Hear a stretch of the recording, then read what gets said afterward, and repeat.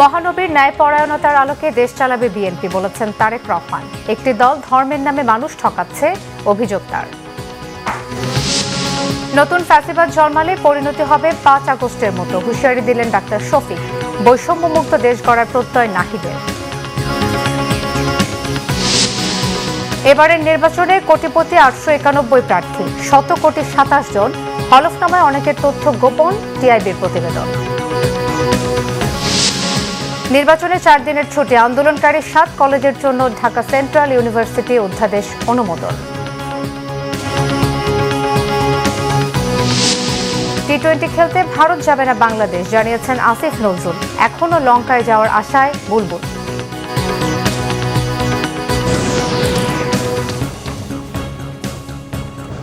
দেখছিলেন crown cement সংবাদ শিরোনাম।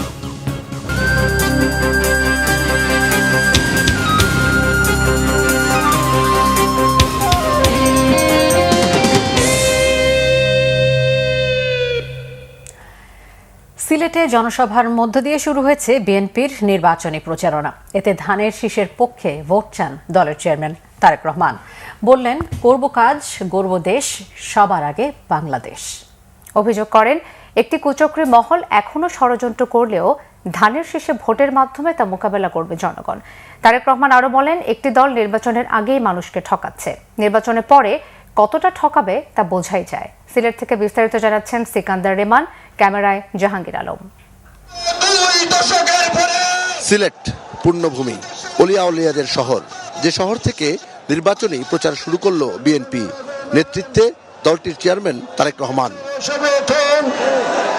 সিলেট আলিয়া মাদ্রাসা মাঠে যখন তারেক রহমান আসলেন, তখন তিল ধারণের ঠাঁই নেই সেখানে।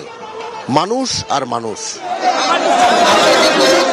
রং বেরঙের পতাকা আর বাহারি সাজে আসা নেতা কর্মীদের উপস্থিতি নির্বাচনী আমেজ এনে দেয় সমাবেশে। বিএনপি চেয়ারম্যান তারেক রহমান অভিযোগ করেন, গত 15 বছর ফ্যাসিস্ট সরকার মানুষের ভোটাধিকার কেড়ে নিয়েছিল, গুম খুন করেছিল, উন্নয়নের নামে মানুষের সম্পদ লুট করে বিদেশে পাঠিয়ে দিয়েছিল। আমরা এই অবস্থার পরিবর্তন করতে চাই। প্রিয় ভাই বোনেরা, আপনারা কি আমার সাথে আছেন এই অবস্থার পরিবর্তন করতে? আলহামদুলিল্লাহ। আমরা দেখেছি গত 15-16 বছর কিভাবে এই দেশকে অন্য দেশের কাছে বন্ধক দিয়ে দেওয়া হয়েছিল। সেজন্যই আমি বলেছি, দিল্লি নয়, পিন্ডি নয়, নয় অন্য কোন দেশ, সবার আগে বাংলাদেশ। আমিন আমিন নির্বাচন, রাতের ভোট, মানুষের ভোটাধিকার কেড়ে নেওয়ার অভিযোগও ছিল তারেক রহমানের বক্তব্যে। আমরা বিগত কিছুদিন ধরে খেয়াল করে দেখছি, বাংলাদেশের কোন মহল, এই দেশের ভেতরে কোন মহল ষড়যন্ত্রের চেষ্টা করছে।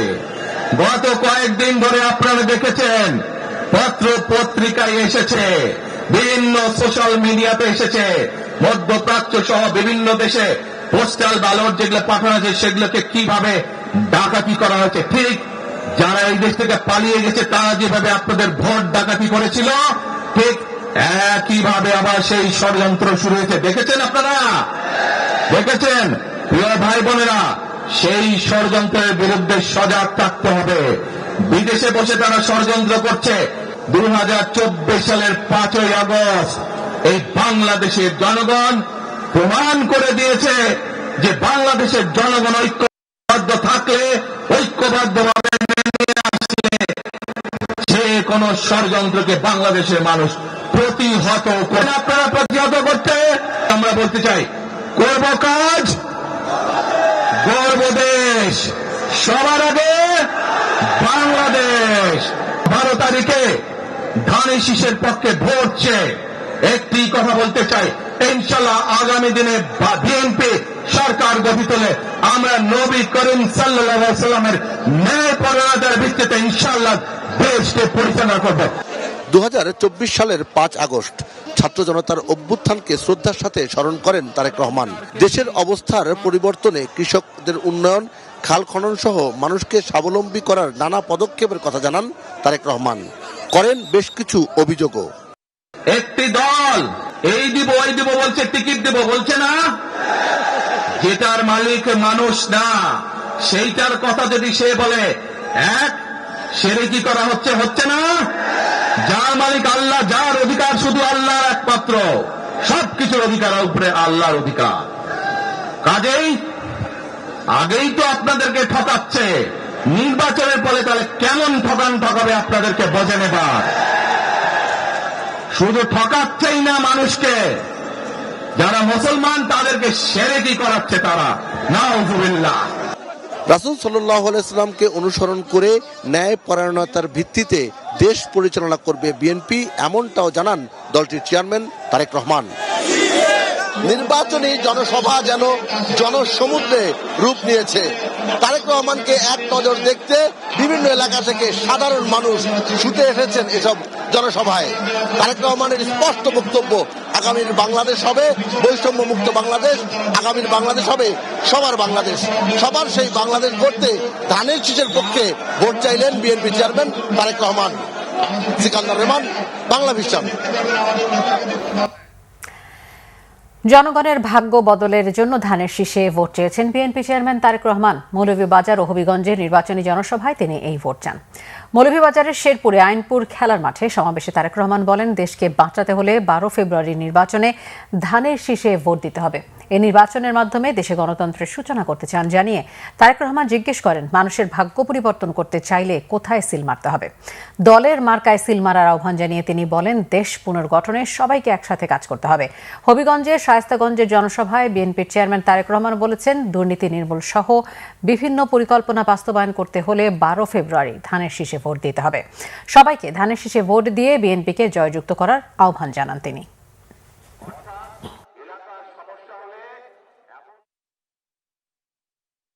এই যে আগামী 12 তারিখে যে নির্বাচন, এই নির্বাচনে অনেকে বলে ফজরের নামাজ পড়ে গিয়ে ভোটের লাইনে দাঁড়াতে হবে।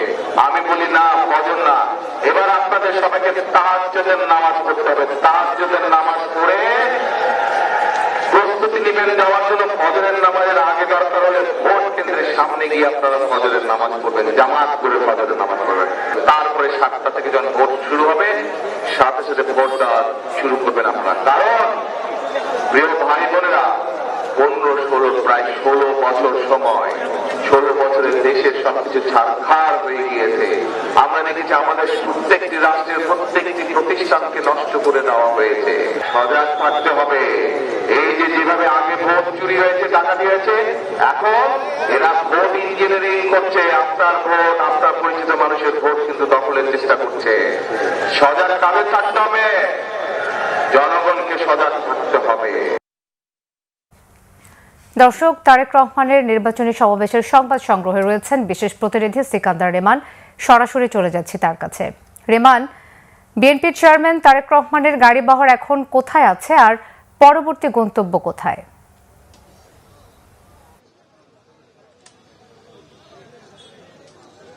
জি, আপনাকে ধন্যবাদ জানাচ্ছি। বিএনপি চেয়ারম্যান তারেক রহমান ব্রাহ্মণবাড়িয়ার সরাইলের যে জনসভা, নির্বাচনী জনসভা, সেই জনসভায় রাখছেন। তিনি সকালে আলিয়া মাদ্রাসা, সিলেটের আলিয়া মাদ্রাসা মাঠ থেকে যেই জনসমাবেশ, নির্বাচনী জনসমাবেশ শুরু করেছে, সেই জনসমাবেশটি এই মুহূর্তে ব্রাহ্মণবাড়িয়া জেলার সরাইলে রয়েছে। এবং এখানে শুধু যে বিএনপির প্রার্থী রয়েছে তা নয়, বিএনপির প্রার্থী ছাড়াও বিএনপি জোটের সঙ্গে মিলে যারা নির্বাচন করছেন এমন প্রার্থীদের জন্য তারেক রহমান ভোট চাইছেন। তিনি বলছেন, আগামীর বাংলাদেশ হবে সবার বাংলাদেশ, যে বাংলাদেশে কোনো বৈষম্য থাকবে না, যে বাংলাদেশে কোনো হানাহানি থাকবে না, যে বাংলাদেশে নারীর অধিকার বাস্তবায়ন হবে। এবং এই কথাগুলো শুধু বলার জন্য বলা নয়, তারেক রহমান বলছেন যে তার একটা পরিকল্পনা রয়েছে। পরিকল্পনা হচ্ছে নারীদের অধিকার বাস্তবায়নের জন্য ফ্যামিলি কার্ড, কৃষকদের অধিকার বাস্তবায়নের জন্য কৃষক কার্ড এবং মানুষের স্বাস্থ্য সেবা নিশ্চিত করার জন্য হেলথ কার্ড তিনি প্রবর্তন করবেন। এবং এটি শুধু নির্বাচনী ওয়াদা না, নির্বাচনে যদি জনগণ ধানের শীষে ভোট দিয়ে বিএনপিকে ক্ষমতায় আনে তবে এটি তিনি বাস্তবায়ন করবেন। আমি একটু সড়কের অবস্থা দেখাচ্ছি, রাস্তার অবস্থাটি দেখানোর চেষ্টা করছি। এই যে ঢাকা সিলেট হাইওয়েটি রয়েছে, হাইওয়েতে কিন্তু গাড়ির প্রচণ্ড চাপ। কারণ হচ্ছে এই উৎসুক মানুষ, শুধু যে বিএনপি নেতাকর্মী আসছে তা কিন্তু নয়, অনেক উৎসুক মানুষ, অনেক সাধারণ মানুষ কিন্তু তারেক রহমানকে দেখার জন্য, তারেক রহমানের বক্তব্য শোনার জন্য কিন্তু আসছেন। এবং তারা এত অধিক পরিমাণ মানুষ এই শীতের মধ্যে, প্রতিকূল আবহাওয়া, শীতের মধ্যে তারা এই রাতে রাত প্রায় 11:30 বাজতে চললো, এই সময় আসছেন বিভিন্ন এলাকা থেকে, পাড়া মহল্লা থেকে, গ্রাম থেকে, বিভিন্ন ইউনিয়ন থেকে সাধারণ মানুষ আসছেন। ফলে মানুষের যে চাপ, সেই চাপের কারণে কিন্তু মহাসড়কে, ঢাকা সিলেট যে মহাসড়ক, সেই মহাসড়কে যানজট বাড়ছে। আইন শৃঙ্খলা রক্ষাকারী বাহিনীর সদস্যদের আসলে বলতেই হচ্ছে, হিমশিম খেতে হচ্ছে মানুষের এই চাপকে সামলানোর জন্য। তারপরও মানুষের মধ্যে কিন্তু উৎসবমুখর পরিবেশ। মানুষ বলছে তারা ভোট দিতে চায়, বিগত 15 বছর তারা ভোট দিতে পারেনি, ফলে ভোট দেওয়ার যে আক্ষেপ সেটা তাদের মধ্যে রয়েছে, তারা ভোট দিতে চায়। এবং তারেক রহমান বারবারই বলছে কেন বিএনপিকে মানুষ বেছে নেবে। বিএনপিকে বেছে নেওয়ার মূল কারণ তিনি বলছে, বিএনপি উদার গণতান্ত্রিক রাজনৈতিক দল, বিএনপি এতদিন নির্যাতিত হয়েছে, সুতরাং সামনের দিনে বিএনপি দায়িত্ব পেলে, দেশ পরিচালনার দায়িত্ব পেলে বিএনপি কিন্তু নির্যাতন করবে না। বিএনপি সবাইকে নিয়ে একটি ঐক্যবদ্ধ সমাজ বিনির্মাণ করবে, এমন একটি বাংলাদেশ বিএনপি করতে চায়, যেই বাংলাদেশটি হবে বৈষম্যবিহীন বাংলাদেশ, যে বাংলাদেশের সব শ্রেণী পেশার মানুষের সমান অধিকার থাকবে। শুধু যে উঁচু শ্রেণী, সমাজের উঁচু শ্রেণীর মানুষের জন্য তিনি চিন্তা করছেন তা নয়, তিনি বলছেন যারা বেকার যুবক রয়েছে তাদের জন্য পরিকল্পনা তিনি করেছেন, নারীদের জন্য তিনি পরিকল্পনা করেছেন। এবং 12 তারিখে যদি ধানের শীষের বিজয় হয়, 12 তারিখে যদি মানুষ ধানের শীষে ভোট দেয়, তবে তিনি তার পরিকল্পনাগুলো পরবর্তীতে রাষ্ট্র ক্ষমতায় গিয়ে বাস্তবায়ন করবে। এই হচ্ছে তারেক রহমানের এই যে নির্বাচনী সফর, নির্বাচনী যে বহর, সেখান থেকে সবশেষ অবস্থা। রেমান, আপনাকে ধন্যবাদ। এদিকে বাবা মায়ের কবর জিয়ারত করে নির্বাচনী প্রচারণা শুরু করলেন ঢাকা ৮ আসনের বিএনপির প্রার্থী ও দলের স্থায়ী কমিটির সদস্য মির্জা আব্বাস। সংসদ সদস্য পদে জয়ী হলে অতীতের মতো ভবিষ্যতেও এলাকার উন্নয়নে কাজ করার কথা জানিয়েছেন তিনি। নির্বাচিত হলে এলাকার উন্নয়নে সবাইকে নিয়ে কাজ করার কথা জানিয়েছেন ঢাকা ৬ আসনের বিএনপি মনোনীত প্রার্থী ইশরাক হোসেন। প্রচারণার প্রথম দিনেই ঢাকার অন্যান্য আসনেও ব্যাপক গণসংযোগ করেন বিএনপি মনোনীত সংসদ সদস্য প্রার্থীরা, দিচ্ছেন নানান আশ্বাসও। মহিবুল্লাহ মহিবের রিপোর্টে বিস্তারিত। সকালে শাহজাহানপুরে বাবা মায়ের কবর জিয়ারত করেন বিএনপির স্থায়ী কমিটির সদস্য ঢাকা ৮ আসনের প্রার্থী মির্জা আব্বাস। এরপর নির্বাচনী প্রচারণায় বের হন তিনি, শান্তিবাগে উঠান বৈঠক করেন। এরপর শাহজাহানপুর, ঢাকা ৮ আসনের বিভিন্ন এলাকায় নির্বাচনের প্রচারণা করেন বিএনপির এই প্রার্থী। ভোট চান ধানের শীষে। যদি সুষ্ঠু নির্বাচন হয় তাহলে আল্লাহর রহমতে জয়লাভ করব। আমি ভয় পাচ্ছি there is a chance of election engineering, আমি খুব ভয় পাচ্ছি। এটা আমার সঙ্গে একমত নাও হতে পারে, কিন্তু বাস্তবতা হলেই সরকারের একটা অংশ, সবাইকে বলবো না, তারা বিশেষ কিছু প্রার্থীকে, বিশেষ দলের প্রার্থীদেরকে জয়লাভ করানোর জন্য চেষ্টা করবে। সেখানে আমরা ক্ষতিগ্রস্ত হই কিনা আমি জানি না, কিন্তু তারা চেষ্টা করবে। ঢাকা ৬ আসনের কোতোয়ালি থানার ৩৭ নম্বর ওয়ার্ডের বাটার মোড় থেকে নির্বাচনী প্রচারণা শুরু করেন ইশরাক হোসেন। এরপর Victoria park, north Brooke hall road হয়ে বাংলাবাজারের বিভিন্ন এলাকায় গণসংযোগ করেন তিনি। ভোটারদের কাছে ধানের শীষে ভোট চান বিএনপির এই তরুণ নেতা। নির্বাচিত হলে এলাকার উন্নয়নে নিজেকে বিলিয়ে দেওয়ার প্রতিশ্রুতি দেন ইশরাক হোসেন। এখানে যানজটের একটা বিশাল সমস্যা রয়েছে, আমাদের এই এলাকায় জলাবদ্ধতার সমস্যা রয়েছে, আমাদের এলাকায় বায়ু দূষণ, শব্দ দূষণ, পানি দূষণ সহ বহুমুখী দূষণের কারণে বসবাসের একেবারে দিন দিন অযোগ্য হয়ে পড়ছে। আমাদের এই এলাকায় অত্যন্ত সংকীর্ণ এবং সরু রাস্তা হওয়ার ফলে এবং অনেক পুরনো ভবন থাকার ফলে একটা ঝুঁকিপূর্ণ অবস্থার মধ্যে আমরা বসবাস করছি। এই সকল সমস্যা আমরা চিহ্নিত করেছি।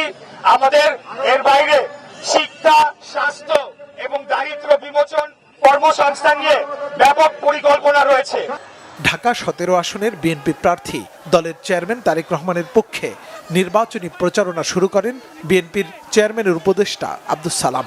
মানুষের মৌলিক অধিকার ফিরিয়ে আনতে এবং গণতন্ত্রকে পুনরায় প্রতিষ্ঠা করতে জনগণকে ভোট দেওয়ার আহ্বান জানান তিনি।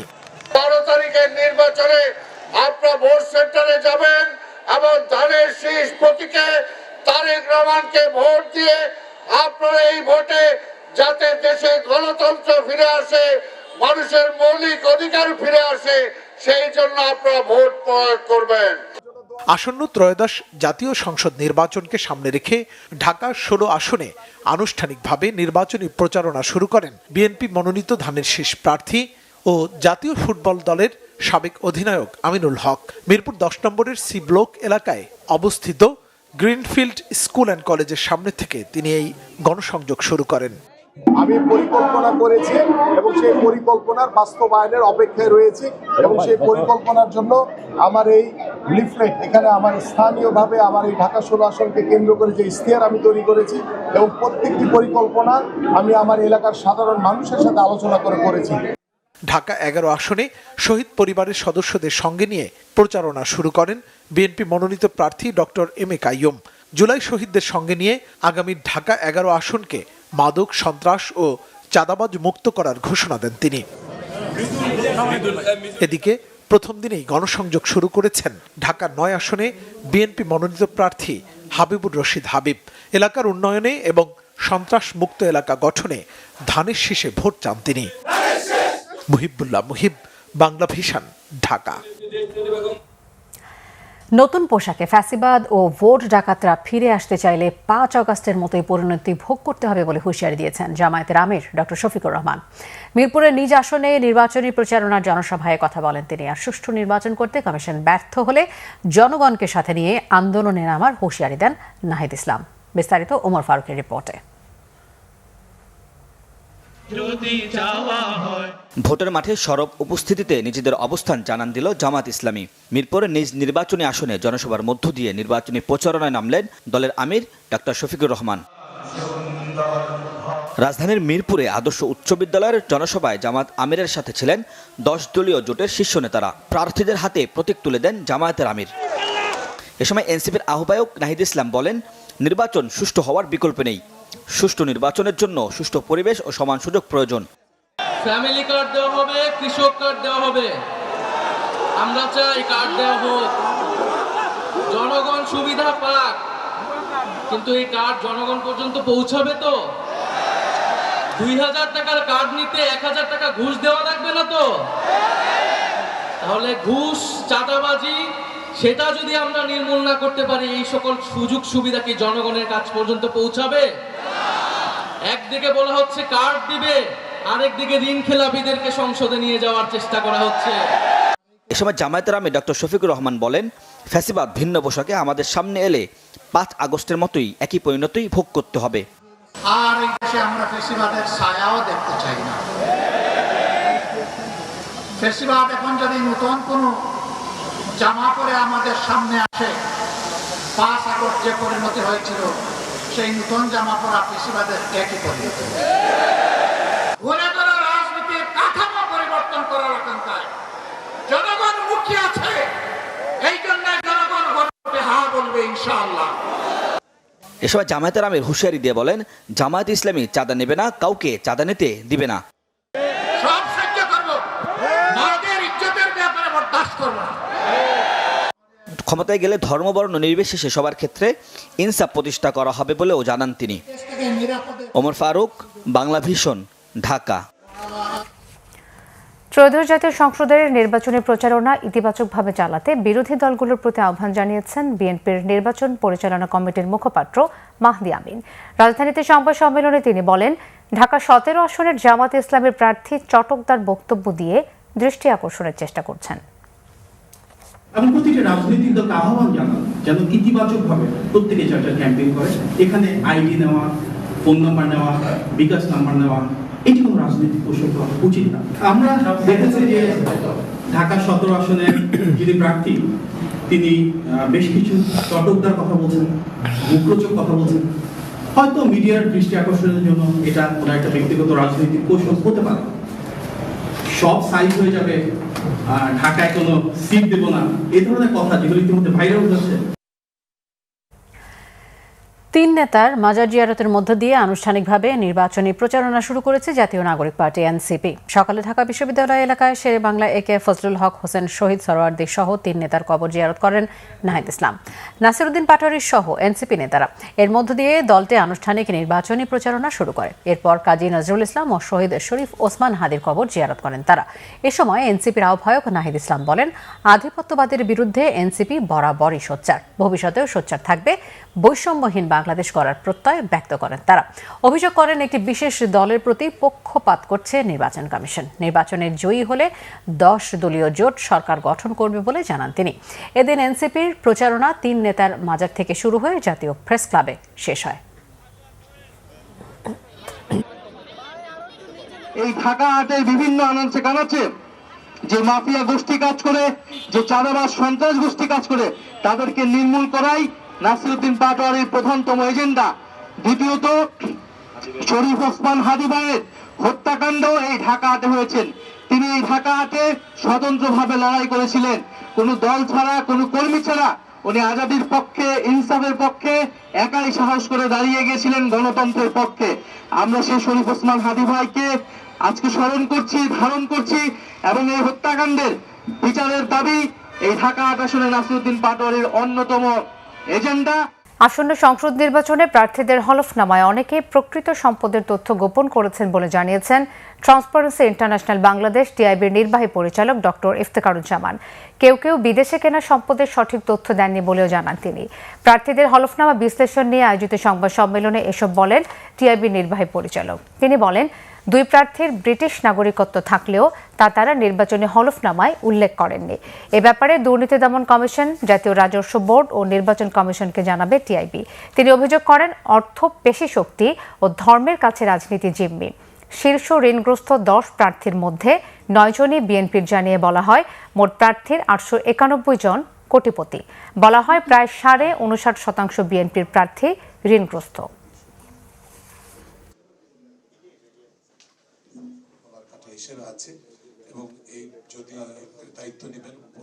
আমাদের রাজনীতিতে অর্থ, পেশি এবং ধর্ম এই তিনটে একসাথে একাকার হওয়ার কারণে সুস্থ রাজনীতি কিন্তু এক ধরনের জিম্মি দশার দিকে যাচ্ছে। ক্রমাগতভাবে সুস্থ রাজনীতি, রাজনৈতিক স্পেস বা রাজনৈতিক অঙ্গন থেকে কোণঠাসা হচ্ছে, আর অসুস্থ রাজনীতির ধারক বাহক তুলনামূলকভাবে স্পেসটা বা অঙ্গনটা, রাজনীতির অঙ্গনটা দখল করে নিচ্ছে। নির্বাচনের আগের দিন সহ সাপ্তাহিক ছুটি মিলিয়ে নির্বাচনের সময় ছুটি থাকছে টানা 4 দিন। শিল্পাঞ্চলের শ্রমিকরাও ছুটি পাবে 2 দিন। এছাড়া ঢাকার 7টি কলেজকে একই একাডেমিক কাঠামোর আওতায় এনে ঢাকা সেন্ট্রাল ইউনিভার্সিটি অধ্যাদেশের অনুমোদন দিয়েছে উপদেষ্টা পরিষদ। নতুন অধ্যাদেশের মাধ্যমে Dhaka college, Eden college, Badrunnesa Suhrawardy, কবি নজরুল, বাংলা কলেজ ও তিতুমীর কলেজ সংযুক্ত কলেজ হিসেবে পরিচালিত হবে। তবে কলেজগুলোর নিজস্ব পরিচয় যেমন অক্ষুণ্ণ থাকবে, তেমনি অবকাঠামো, স্থাবর অস্থাবর সম্পত্তির উপর কলেজের অধিকার অক্ষুণ্ণ থাকবে। এসএসসি, এইচএসসি ফলাফল ও ভর্তি পরীক্ষার ভিত্তিতে মূল ক্যাম্পাস বা সংযুক্ত কলেজে ভর্তির সুযোগ পাবে। অধ্যাদেশে আবাসিক হল, ছাত্র সংসদ সহ পাঠ্যক্রমিক সহ অন্যান্য বিশ্ববিদ্যালয়ের মতো কার্যক্রমের বিধান রাখা হয়েছে। শিক্ষার মান, গবেষণা ও মূল্যায়ন নিশ্চিতে ইউজিসির অধীনেই থাকবে এই নতুন বিশ্ববিদ্যালয়। এছাড়া বেসরকারি শিক্ষা প্রতিষ্ঠানের শিক্ষক কর্মচারীদের অবসর সুবিধা ও কল্যাণ ট্রাস্ট অধ্যাদেশেরও অনুমোদন দিয়েছে উপদেষ্টা পরিষদ। পরে রাজধানীর ফরেন সার্ভিস একাডেমিতে প্রধান উপদেষ্টার প্রেস সচিব শফিকুল আলম বলেন, 12 ফেব্রুয়ারি ভোটে শেখ হাসিনা ও আওয়ামী লীগের অপশাসনের জবাব দেবেন ভোটাররা।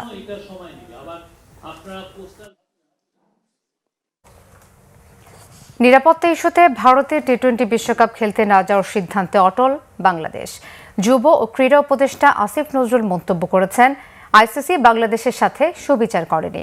খেলতে না যাওয়ার সিদ্ধান্ত বাংলাদেশ ক্রিকেট বোর্ডের নয়, সরকারের বলেও জানান যুব ও ক্রীড়া উপদেষ্টা।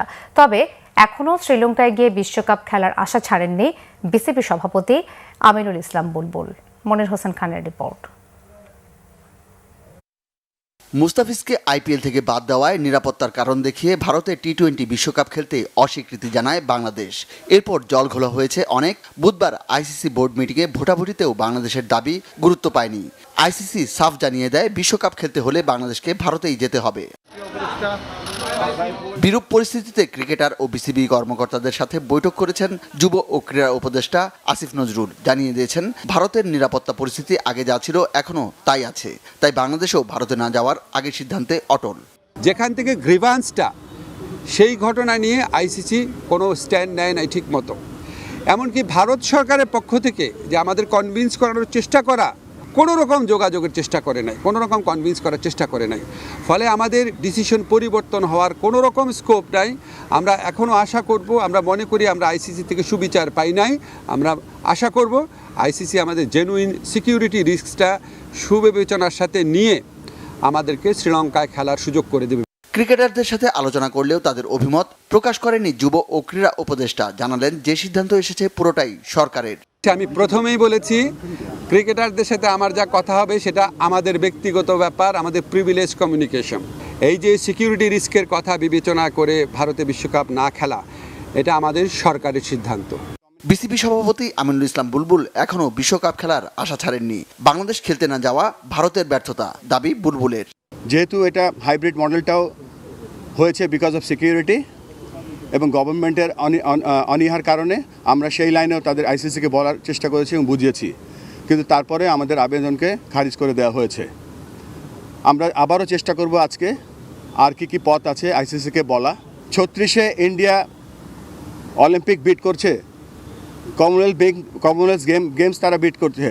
সেখানে যদি এরকম একটা জনবহুল ক্রিকেট লাভিং কান্ট্রি যদি না যায়, এটা মনে হচ্ছে যে হোস্ট কান্ট্রির জন্য এটা ব্যর্থতা। আমরা আমাদের মতো চেষ্টা করে যাব, আমরা এখনও হাল ছেড়ে দিচ্ছি না। বিশ্বকাপ না খেলে বাংলাদেশের কতটা ক্ষতি হয়েছে তা না ভেবে নিরাপত্তা আশঙ্কায় সম্ভাব্য ক্ষতির হাত থেকে কতটা রক্ষা পেয়েছে তা নিয়ে ভাবার পরামর্শ দেন আসিফ নজরুল। মনির হোসেন খান, বাংলা ভিশন, ঢাকা। আসন্ন জাতীয় সংসদ নির্বাচনে ভোট কেন্দ্র থেকে ব্যালট ছিনতাইয়ের কোনো সুযোগ পাবে না দুষ্কৃতকারীরা, বলেছেন স্বরাষ্ট্র উপদেষ্টা মোহাম্মদ জাহাঙ্গীর আলম চৌধুরী। রাজধানীর মালিবাগে সিআইডি সদর দপ্তরের সংস্থাটির ত্রৈমাসিক অপরাধ পর্যালোচনা ও মতবিনিময় সভায় একথা বলেন তিনি। উপদেষ্টা বলেন, অতীতে জাতীয় নির্বাচনগুলোতে প্রতিটি ভোট কেন্দ্রে মাত্র একজন অস্ত্রধারী পুলিশ নিয়োজিত ছিল, কিন্তু এবারই প্রথমবারের মতো প্রতিটি ভোট কেন্দ্রে আইন শৃঙ্খলা বাহিনীর কমপক্ষে 5 জন অস্ত্রধারী সদস্য নিয়োজিত থাকবেন। জাহাঙ্গীর আলম চৌধুরী বলেন, এবারের জাতীয় নির্বাচন হবে বাংলাদেশের ইতিহাসে সবচেয়ে অবাধ, স্বচ্ছ, নিরপেক্ষ, শান্তিপূর্ণ ও উৎসব মুখর নির্বাচন, যা রোল মডেল হয়ে থাকবে। জাতীয় সংসদ নির্বাচন ও গণভোট 2026 উপলক্ষে সার্বিক আইনশৃঙ্খলা পরিস্থিতির মূল্যায়ন এবং in aid to the civil পাওয়ারের আওতায় মোতায়েন সেনা সদস্যদের সাথে সাক্ষাৎ ও চট্টগ্রাম এরিয়া পরিদর্শন করেছেন সেনাবাহিনী প্রধান জেনারেল ওয়াকারুজ্জামান। বৃহস্পতিবার সকালে চট্টগ্রাম সার্কিট হাউসে ঊর্ধ্বতন সামরিক কর্মকর্তা, বিভাগীয় কমিশনার, বিভিন্ন জেলার আইনশৃঙ্খলা রক্ষাকারী বাহিনী ও অসামরিক প্রশাসনের কর্মকর্তাদের সাথে মতবিনিময় করেন সেনাপ্রধান। এ সময় আসন্ন জাতীয় সংসদ নির্বাচনকে শান্তিপূর্ণ, নিরপেক্ষ ও সুষ্ঠুভাবে সম্পন্ন করার লক্ষ্যে আন্তঃপ্রাতিষ্ঠানিক সমন্বয় এবং সামগ্রিক নিরাপত্তা ব্যবস্থাপনা নিয়ে আলোচনা হয়। জেনারেল ওয়াকারুজ্জামান পেশাদারিত্ব, নিরপেক্ষতা, শৃঙ্খলা, ধৈর্য ও নাগরিক বান্ধব আচরণের মাধ্যমে দায়িত্ব পালনের উপর বিশেষ গুরুত্ব আরোপ করেন। পরে সেনাবাহিনী প্রধান মোতায়েন করা সেনা সদস্যদের কার্যক্রম সরেজমিনে পর্যবেক্ষণ ও প্রয়োজনীয় দিক নির্দেশনা দেন। চট্টগ্রাম এরিয়া পরিদর্শনকালে general officer commanding army training and doctrine commandant, ABRC adjutant general এবং সেনা সদর ও চট্টগ্রাম এরিয়ার ঊর্ধ্বতন সামরিক কর্মকর্তা বৃন্দের পাশাপাশি বিভাগীয় কমিশনার ও বেসামরিক প্রশাসনের ঊর্ধ্বতন কর্মকর্তারা উপস্থিত ছিলেন।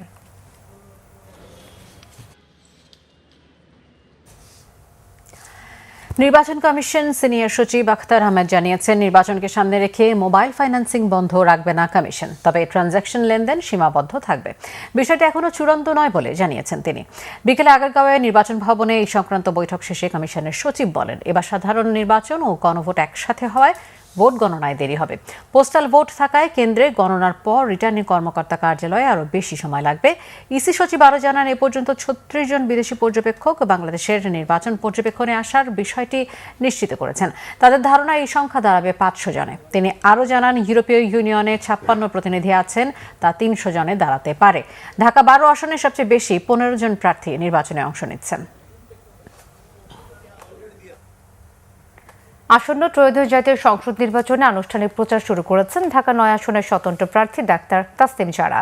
সকালে রাজধানীর খিলগাঁও থানার গোরানের বাগানবাড়ি বাজার থেকে নির্বাচনী প্রচার শুরু করেন তিনি। এ সময় হেঁটে হেঁটে মানুষের সঙ্গে কথা বলার পাশাপাশি ফুটবল প্রতীকে ভোট চান তিনি। এরপর গোরানের বিভিন্ন এলাকা ঘুরে স্থানীয় বাসিন্দাদের কাছে লিফলেট বিতরণ করে জনসংযোগ করেন এনসিপির সাবেক এই নেত্রী। এ সময় নিজের জন্য ভোট চাওয়ার পাশাপাশি গণভোটে হায়ের পক্ষেও ভোট চান তিনি।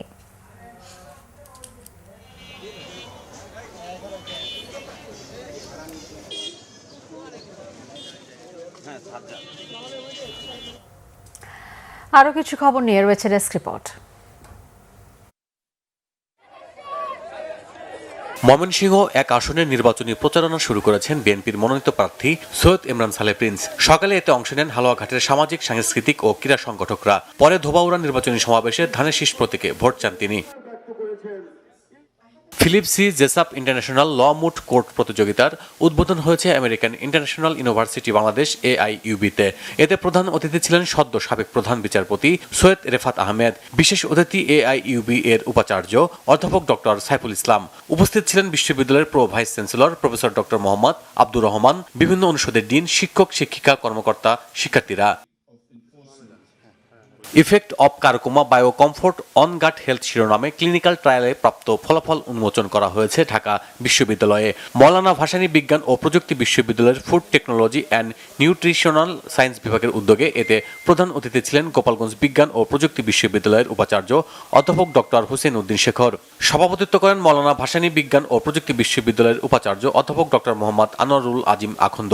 উপস্থিত ছিলেন বিশ্ববিদ্যালয়গুলো সহ BCSIR, BSTI সহ বিভিন্ন প্রতিষ্ঠানের সংশ্লিষ্ট বিষয়ের অধ্যাপক, গবেষক, চিকিৎসকরা।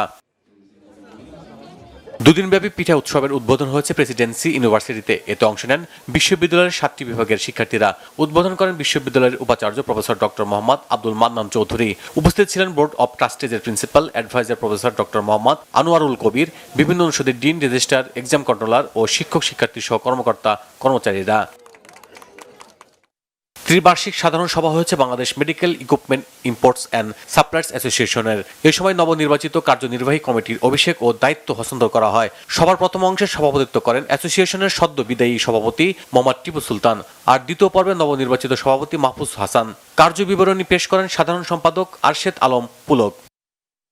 Bangla vision news desk. শেষ করছি সংবাদ।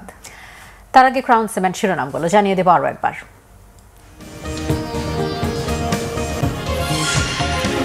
মহানবীর ন্যায়পরায়ণতার আলোকে দেশ চালাবে বিএনপি, বলেছেন তারেক রহমান। একটি দল ধর্মের নামে মানুষ ঠকাচ্ছে, অভিযোগ তার। নতুন ফ্যাসিবাদ জন্মালে পরিণতি হবে 5 অগাস্টের মতো, হুঁশিয়ারি দিলেন ডক্টর শফিক। বৈষম্য মুক্ত দেশ গড়ার প্রত্যয় নাহিদের। এবারের নির্বাচনে কোটিপতি 891 প্রার্থী, 100 কোটি 27 জন। হলফনামায় অনেকের তথ্য গোপন, টিআইবির প্রতিবেদন। নির্বাচনের 4 দিনের ছুটি, আন্দোলনকারী 7 কলেজের জন্য ঢাকা সেন্ট্রাল ইউনিভার্সিটি অধ্যাদেশ অনুমোদন।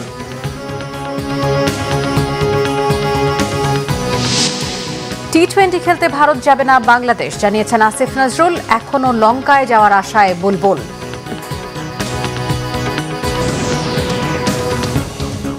এই ছিল এখনকার মতো। পরের সংবাদ রাত 1টায় দেখার আমন্ত্রণ রইল। এছাড়া বাংলা ভিশন সংবাদ এবং সংবাদ সংশ্লিষ্ট অনুষ্ঠান দেখতে ভিজিট করুন www.bvnews24.com ও facebook.com/banglavisionnews এবং সাবস্ক্রাইব করুন youtube.com/banglavisionnews। ধন্যবাদ। শুভরাত্রি।